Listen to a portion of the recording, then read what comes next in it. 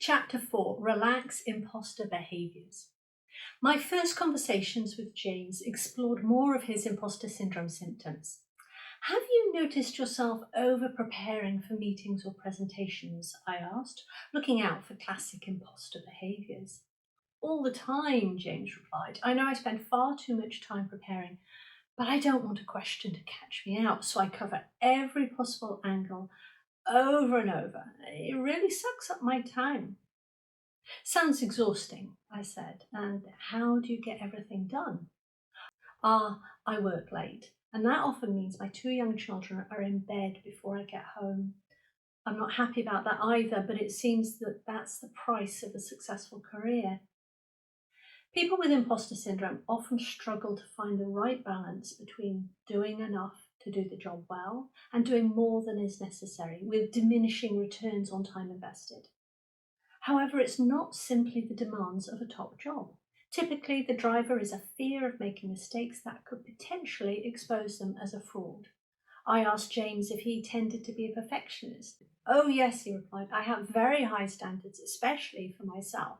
It can sometimes take me an hour just to craft an unimportant email, which is tricky now we've got a big project on. Most perfectionists are quite open about this behaviour, usually because they see it as the source of their success. They believe they have to be a perfectionist to do their job well, when in actual fact, what they need are high standards. Perfectionism is not high standards, but it is an intolerance for mistakes. Thus, imperfection becomes a source of distress for them. Do you find yourself procrastinating too? I asked. Yes, that one's new though. My productivity has been dropping recently, and that's disturbing. Everything has become much harder to do. My work hasn't changed, but it all seems to take more effort these days. Procrastinating in imposter syndrome can be an indicator of overwhelm, a warning sign that burnout is a real possibility. You're probably unaware that imposter syndrome is the source of your procrastination. More likely, you're confused by it or frustrated that you procrastinate in the first place. I've also noticed that I don't speak up in meetings as much as I want to. It's like I'm less confident to put my ideas forward, he added. Yes, that's the self-doubt showing up as you hiding your opinions, I replied, although it feels like a sudden lack of confidence. That's not the case. Trying to talk yourself into having more confidence won't help here because that's not the problem. Yes, I've tried giving myself a pep talk and it doesn't do much, reflected James. Indeed, trying to talk yourself out of imposter syndrome doesn't work. This is because the three symptoms of imposter syndrome, thoughts, physiological stress and behaviours, need to be addressed at the same time. Imposter behaviours, like the ones James described, feel a little out of control. They feel automatic or a bad habit that you just can't seem to shake. This is why so many people conclude that there must be something wrong with them. The behaviours increase their sense of self-doubt and reinforce the idea that maybe they're not good enough after all. Having calmed your physical reactions through neuroregulation and adjusted your environment to reduce stress, you're now ready to tackle the next symptom of imposter syndrome, the automatic behaviours. James described some of the classic imposter behaviour patterns, and you may have several, or just one at a time. The exact combination of behaviours is different for everyone, and you have an imposter syndrome profile that's unique to you. The imposter behaviours are unhelpful, slow you down, and hold you back. You may be frustrated by them because you can't seem to get rid of them. It's important to understand that these behaviours are symptoms of imposter syndrome and not a character flaw or a weakness. Imposter behaviours can be further divided into two subcategories: hiding behaviours and striving behaviours. In this chapter, we'll look into each category and what practical steps you can take to relax these behaviours. Hiding behaviours. These are avoidant behaviours that are an attempt to prevent anyone from finding out that you're not good enough by keeping yourself out of the spotlight. They include procrastinating, deflecting praise, lying, hiding your opinions or ideas, avoiding promotions or new opportunities. Procrastinating. Procrastination frequently features in imposter behaviours and often goes together with perfectionism and over-preparing. For example, you leave a presentation until the night before it's due and then work late to complete it. Working in this way is stressful and the evening is filled with a fear of failure. Since you're competent, the presentation will typically go well. When it does go well, however, you don't necessarily feel pleased with your work. You suspect that you fooled everyone yet again or just got lucky.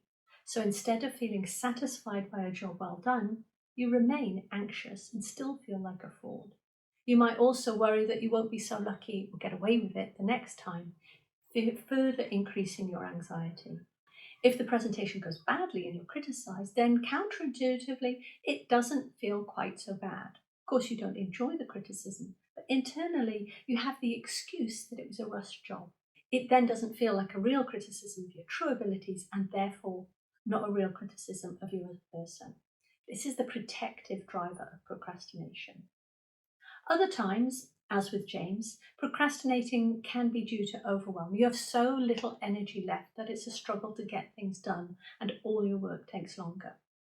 Bear in mind that you're unlikely to be aware of the reason for your procrastination. You may just feel confused or frustrated that you procrastinate in the first place. Deflecting praise. Many people feel uncomfortable being praised, but the imposter experience makes you believe that you don't deserve it. As a result, you want to discount or deflect the praise. Deflecting praise manifests as apparently polite, modest comments when you're congratulated for a job well done. I got lucky. Anyone could have done it. I had plenty of help. It was just good timing. Such replies are often taken at face value because a truly modest person would make the same polite denials. However, if you were just being modest, these phrases would mean the same to you as polite acceptance of the praise, such as, "Thank you, you're very kind, nice of you to say so. I'm thrilled it worked out."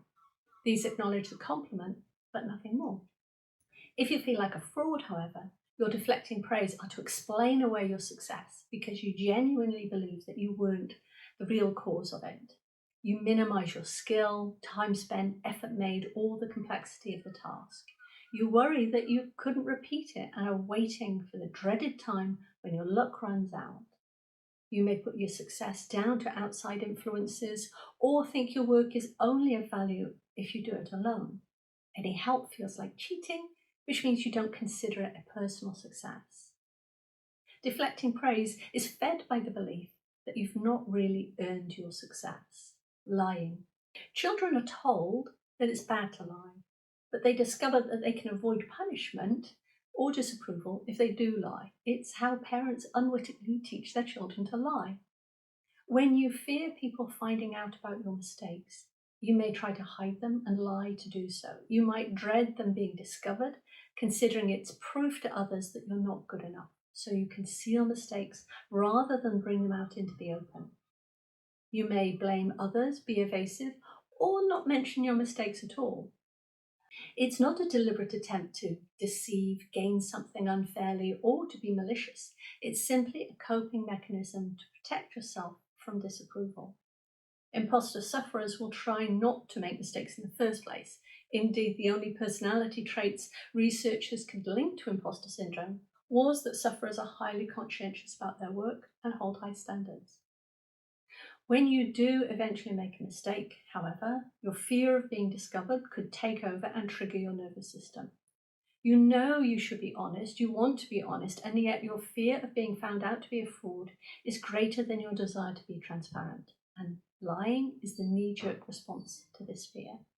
If your company culture is one of blame and scapegoating, it further encourages everyone to hide mistakes. The greater the punishment for making mistakes, the more you may lie to avoid it. Hiding the mistakes increases your anxiety too. You may lie awake at night, guiltily berating yourself for your error or for not being honest about it. You may also worry that at any moment you could be fired because somebody could catch you in the lie. Hiding opinions. The imposter behaviour of hiding your opinions and ideas looks like not speaking up in discussions, even when you have something useful to say. You might censor yourself for fear of being judged, criticised, mocked, or thought to be foolish or stupid. When you don't share your ideas, you might then get frustrated when someone else says what you wanted to say. You don't get credit for your ideas and it makes you less visible. Alternatively, you may wait for others to express their opinions before revealing yours to make sure that at least some people will agree with you. You might even say what others want to hear rather than your genuine thoughts on the subject to avoid disapproval or conflict. Hiding your opinions does not mean you never speak up, nor does it mean that you're shy. Many highly effective executives report that they don't contribute in discussions as much as they would like to for fear of being found out to be a fraud. The consequences of not speaking up enough are that you're not having the impact that you want to, and your company misses out on your creativity, insights, and contribution. Avoiding opportunities. As we saw earlier, 30% of high achievers report that they don't feel like a fraud. But that doesn't mean that 30% feel good enough about themselves. Many simply avoid the situations that would trigger imposter syndrome for them. You might refuse a promotion or a new job that involves your imposter activity, for example, as you would not want to risk a potential failure. This was my experience with imposter syndrome. I was offered a fast-track leadership position after graduating, but I declined and went back to university to study for a PhD.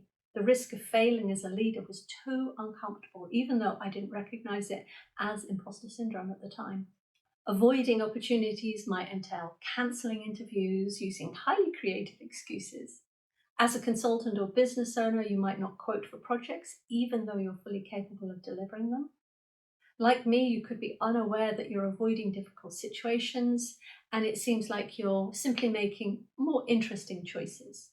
Throughout her career, 53-year-old pharmaceutical company CEO Maria had been slow to step up to her next promotion.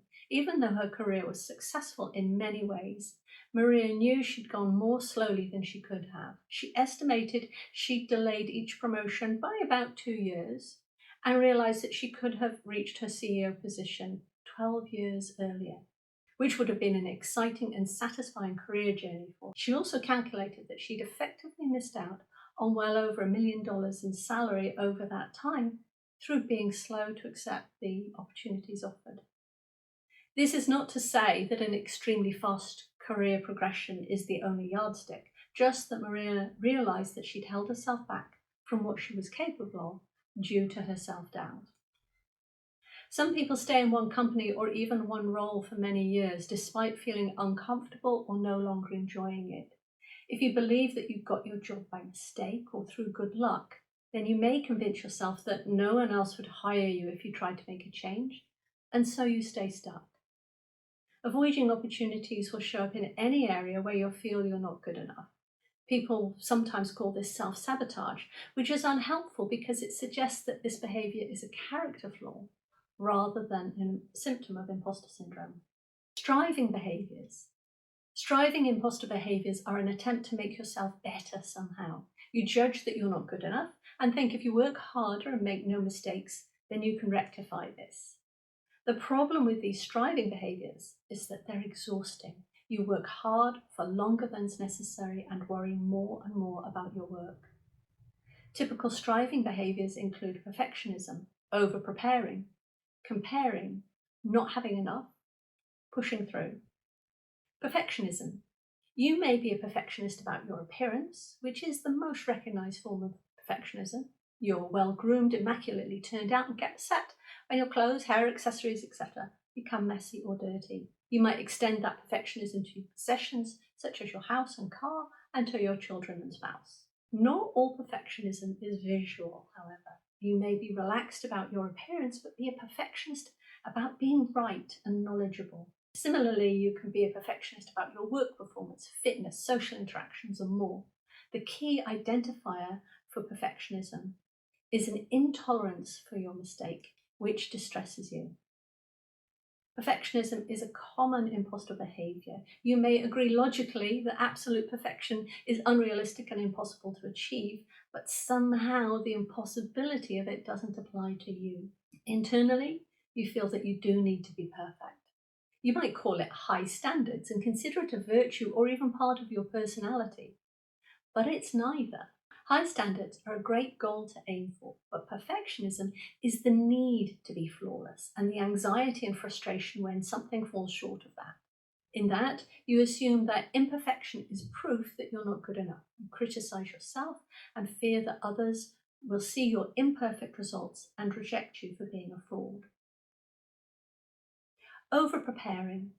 Over-preparing is putting more time and effort into a project than it requires. You might not see it as a problem and just consider yourself to have a good work ethic.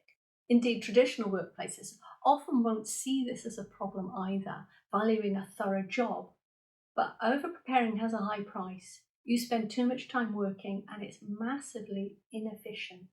There is a difference between appropriate effort for the task and working yourself into the ground to achieve an unnecessary result.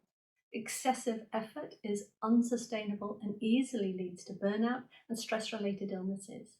It's not a long-term, balanced or healthy strategy. Being well prepared is, of course, a good practice, as is being thorough. But over-preparing behaviour is quite different. It's driven by anxiety and an overwhelming sense that you must excessively prepare to succeed.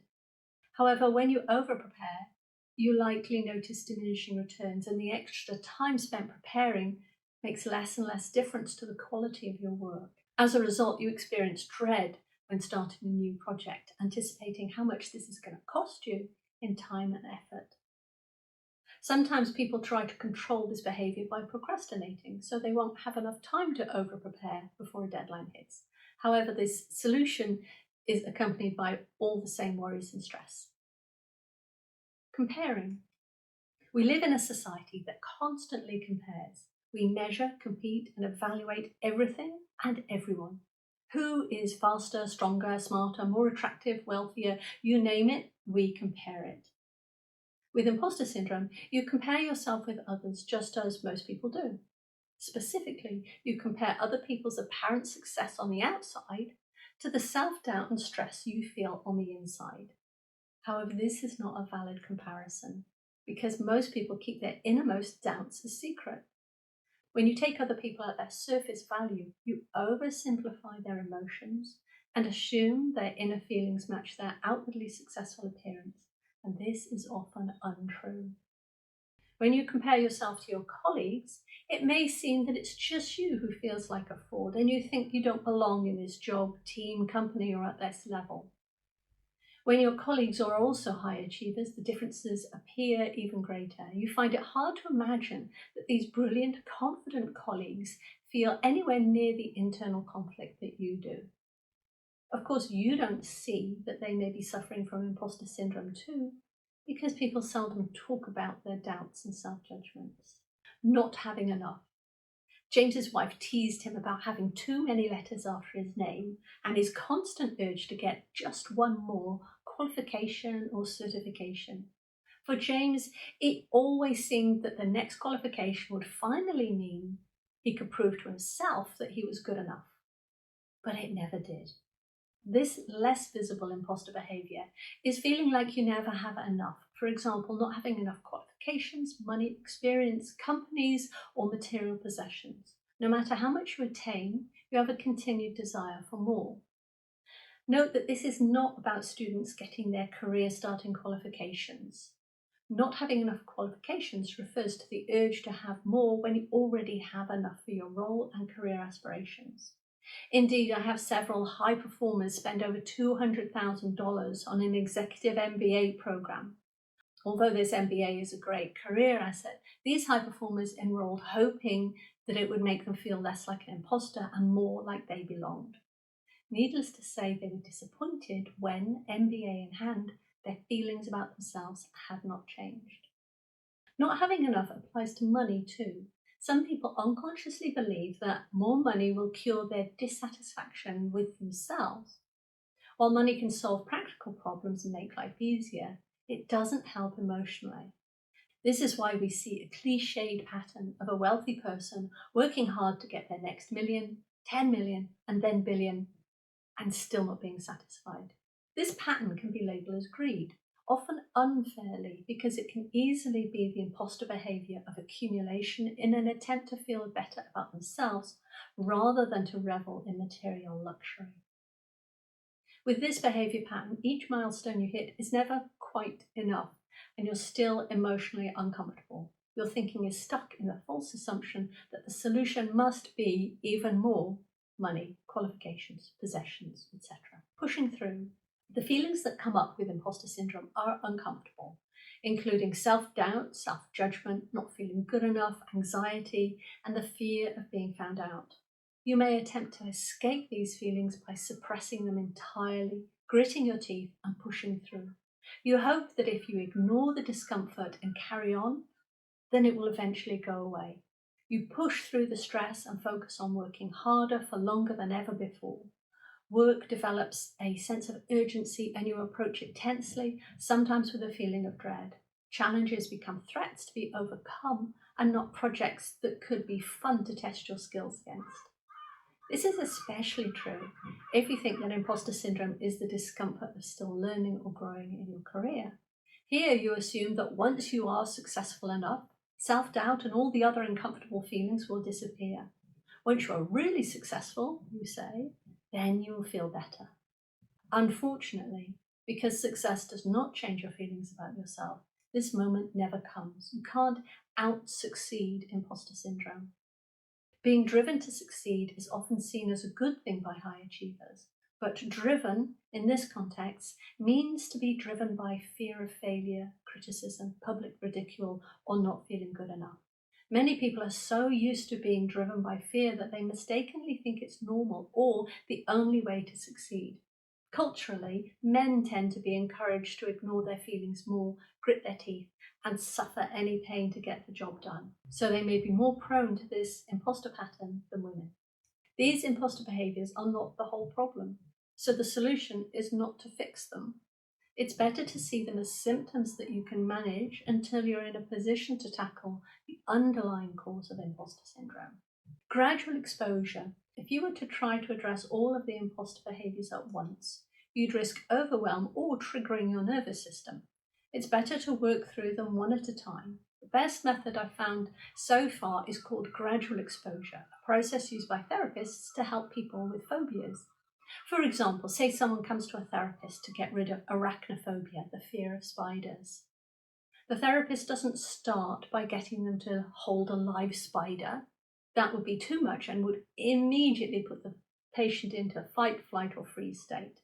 Instead, the therapist breaks down exposure to spiders into tiny steps, and together they take one step at a time.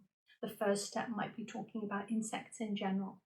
Once the patient is comfortable and familiar with that discussion, the therapist might talk about the number of legs of different insects. Only when the patient is relaxed in that discussion may they move on to discussing the number of legs on a spider, which is a common trigger for arachnophobes. The gradual exposure method slowly gets the patient comfortable with each small step, making sure their nervous system doesn't get triggered. This process is also excellent for relaxing the imposter syndrome behaviours. Neuroscience of gradual exposure. The key to gradual exposure is to get calm and stay calm. This is why we first need to develop our neuroregulation skills and manage our external environment too. We can't just say, well, that event happened years ago, so it doesn't have any effect on me. It still does. It has an effect on the unconscious level because the amygdala has retained whatever upset us, frightened us, or worried us in the past, and is watching out for a repeat performance of that threat. The gradual exposure technique creates new experiences that feel safe, and so generates memories that don't trigger the amygdala. By having a safe experience, as you inch closer to the object of your fear, you decrease the amygdala activity and slowly update what it considers to be a threat. Neuroscientists call this fear extinction. Taking it step by step and giving the amygdala a different experience of an old threat eventually reduces its identification of the situation as a life-threatening experience. Small steps. With imposter syndrome, you can create a small step gradual exposure plan to help manage the various behaviours. The goal here is not to kick the habit of these behaviours. That would require you to resolve the root cause of imposter syndrome. The goal of gradual exposure is to decrease the stress that the behaviour creates.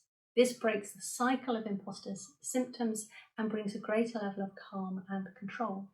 The small steps you use will will depend on which imposter behaviour you're addressing.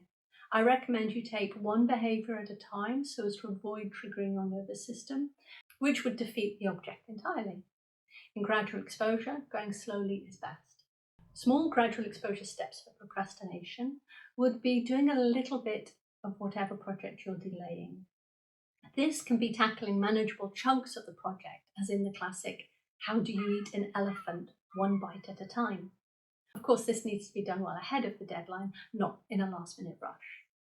Alternatively, you can work on a small chunk of the project on a time basis rather than on a task basis. For example, spend 10 minutes on this project and then stop and do something else. Adjust the time scale and/or size of the task until you can comfortably do that one step in the project. Once you've done that step, stop, relax, and congratulate yourself. When you're calm again, then do another small piece of work or a short amount of time. Both ways allow you to make steady progress on the project and mean that you can stop judging yourself for having done too little.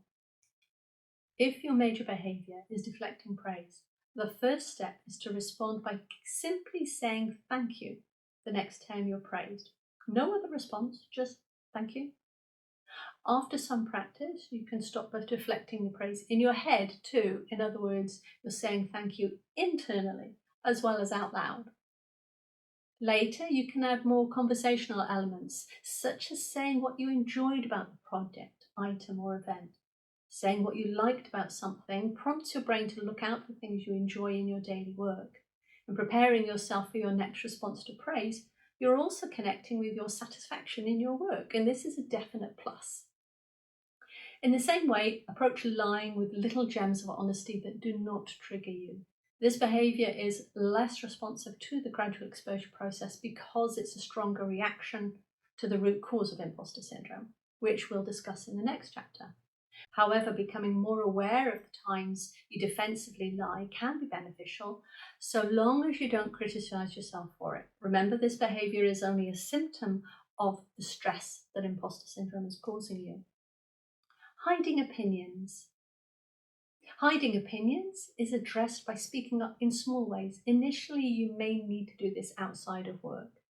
It can help to view this as an experiment. Speak up in a small way about something you would have kept quiet about before. Then watch the reactions of those around you. Is this the disaster you were worried about? This can also be one of the trickier imposter behaviours to shake because it taps deeply into the fear of being found out to be a fraud. You may need to wait until you've changed the underlying cause, which we'll cover in chapters 6 and 7. Gradual exposure for avoiding opportunities would be taking small steps towards what you've been avoiding. However, opportunities like new roles, contracts, or promotions don't come around daily. The small step in this case is to become more aware of your thinking behind turning down opportunities. You may notice that you have a gut reaction to the thought of a new opportunity. Try to look at it as a symptom of imposter syndrome and not a personal flaw. If your imposter behaviour is perfectionist, then you can start with making a small, deliberate mistake. Then sit back and observe what happens. If that's too much of a leap, rather than making a deliberate spelling mistake on a report that goes to your boss, for example, make it a deliberate mistake outside of work entirely or in a less critical environment until you're comfortable with small mistakes or errors around you. Once making a small mistake no longer upsets you, move on to the next small mistake.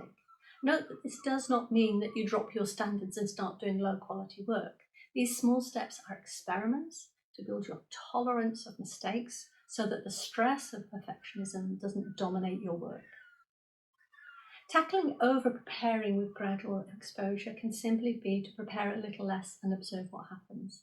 Measure the small steps by setting time limits on your preparation too. One difficulty with over-preparing is that you may not realise what amount of preparation is appropriate and how much is too much. Here, it could be useful to ask for feedback about a suitable level of your preparation from someone you trust. Comparing has a huge element of self-judgment. You evaluate other people's apparent success on the outside and compare it to the discomfort you feel on the inside. As we've seen before, this is an invalid comparison. Comparing is a natural part of the brain's survival mechanism. It looks for danger by spotting what has changed.